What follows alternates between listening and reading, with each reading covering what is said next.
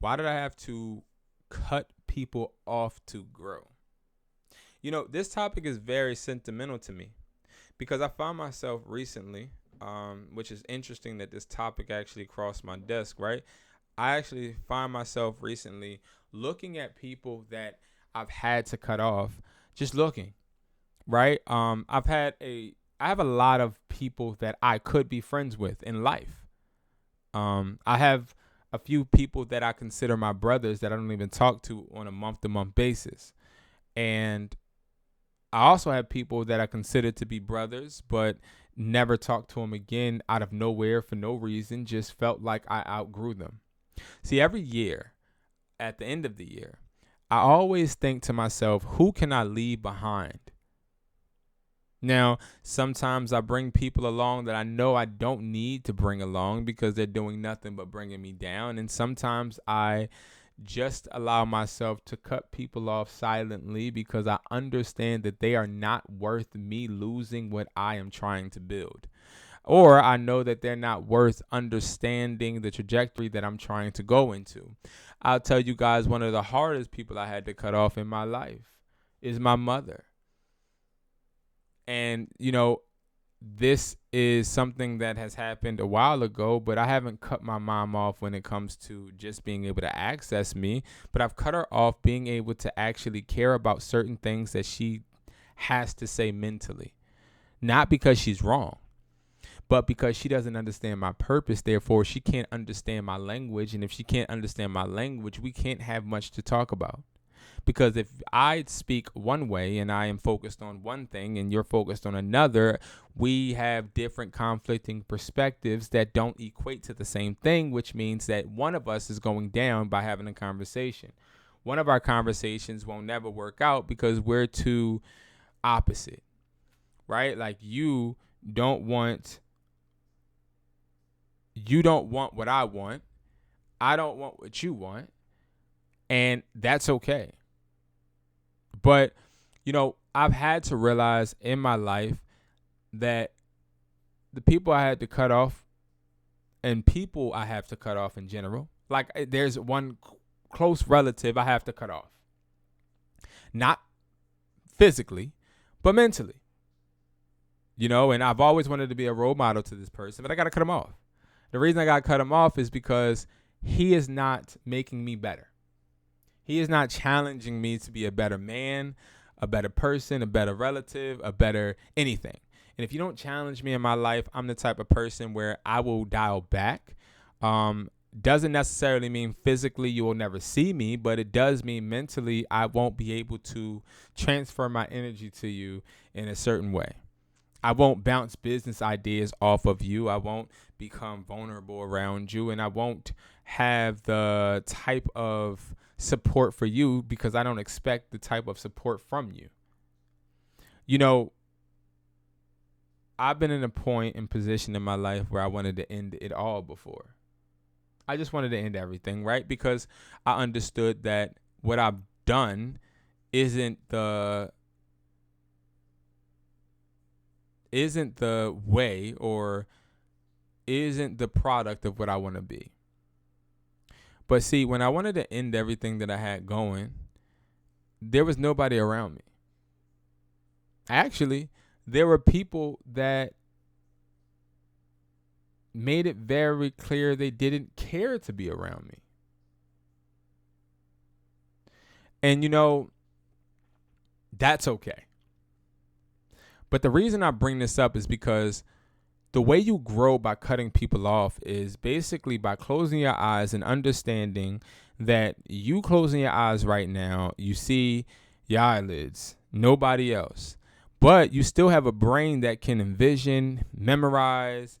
You still have a brain that can have dreams. You still have a brain that can think and that can orchestrate different ideas. No matter what your eyes see, you still have this beautiful soul inside of you that can actually discover, create, build, and orchestrate a plan for you to effectively be successful when you open your eyes.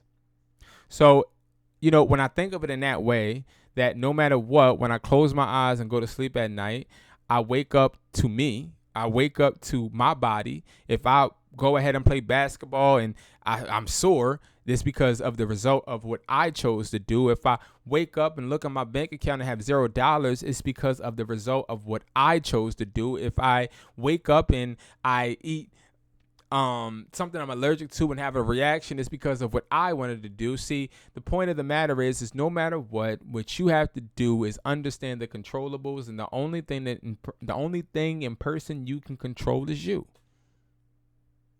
So you have to cut people off that aren't controllable, which nobody is, and aren't going to be able to impact you in a positive way. You know, I went to game nights before. And, you know, I never really realized how different I was until I surrounded myself around people that I thought I was just alike. People that I thought I could relate to at one point in time. You know, I didn't realize how different I was, right? Because everybody thinks they're different. Everybody thinks they're different. But I didn't realize how different I was when I decided to stop smoking, when I decided to stop drinking, when I decided to pick up a book instead of watch TV, when I decided to do certain things. I started to understand I was different because I dropped a lot of things that I felt like I liked doing.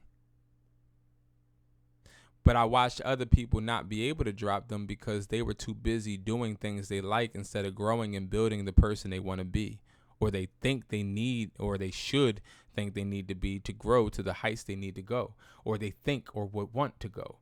I've heard people say they want generational wealth but not put the work in and get it. I heard people say that they want to build businesses but not actually go ahead and do the research to start them. I heard people say that they want to actually be able to become actors but not really actually put themselves out there. I've heard people say they want to become a certain person doing a certain career path but instead settle for going the easier route.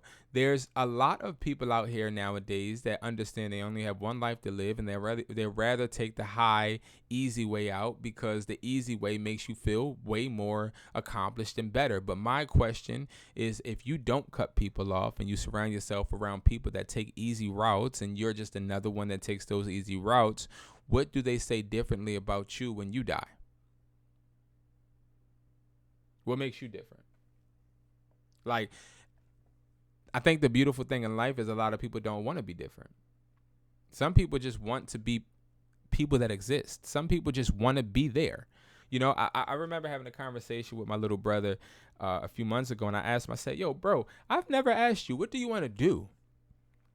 And he said, I just want to have a job. I want to be able to, like, you know, have like a job and work and be able to like do and buy what I want. Like, I don't want to have to like want for anything. And I said, so you want to work? He said, yeah, I want to work. And it's nothing wrong with anybody that knows they want to work, right? But what intrigued me about the conversation is that I had a person the opposite of me this whole time, closest to me.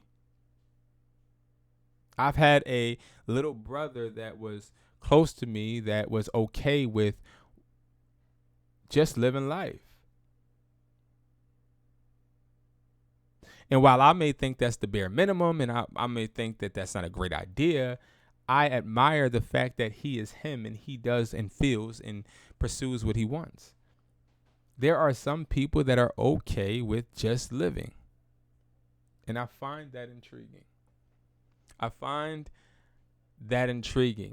But the problem is that if I have a conversation with someone that is just okay with just taking what they get, and I'm too busy talking to them about taking what I deserve, they'll never be able to add to the conversation because we have two different perspectives.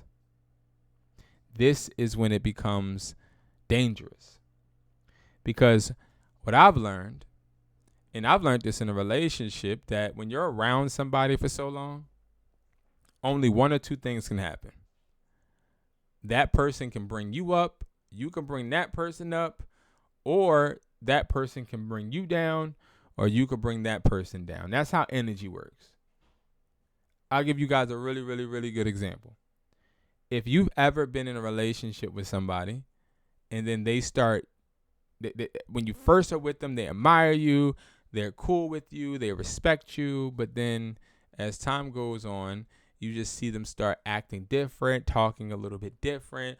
It's because they got used to you, but they've been around you for so long that they have become a part of you, and now they feel like you're just so familiar to where they no longer have to have those type of feelings and act on them in the way they did when they first started. And it's the same thing when it comes to a friend, a buddy, a close associate, is if you let these people that are so comfortable doing the opposite of what you feel around you, eventually one or two things is going to happen. You're going to be comfortable and you're going to just want to take the bare minimum, or you're going to have them want to go and do more.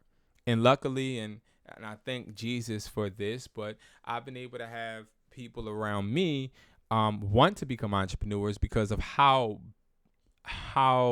bright I think I portray and project my entrepreneurship journeys and my wishes and my goals. I am a walking billboard for what I want to be, right? And it has only improved as I went on in life. I've only got better, but I've been a walking billboard for what I want because I want it so bad. See, I don't just want success. I just don't want to make money. I want to be able to build a legacy and be able to leave my children with something to where they have options. Because when I was being brought up and when I was being born and when I was being raised and when I was living, I didn't have options. I want my children to be raised in a nice warm place where they can put their feet in the sand, and they can go to the beach for the weekend. I want to be able to provide a lifestyle for my children that I was not able to provide for myself. That's a big thing for me. And I think that is a huge reality that I have been able to come to. And, that has led to me cutting people off. Because if I didn't cut them off, I wouldn't be able to grow. So don't look at it as a negative when you cut people off. Look at it as a positive. You need to cut people off to grow and build. Because if you don't, two things can happen. They can either bring you down or you can build them up. But building them up isn't your job. And sometimes that can be a headache, a burden, a distraction. Thank you guys so much for watching the video. I'll see you guys later. Peace.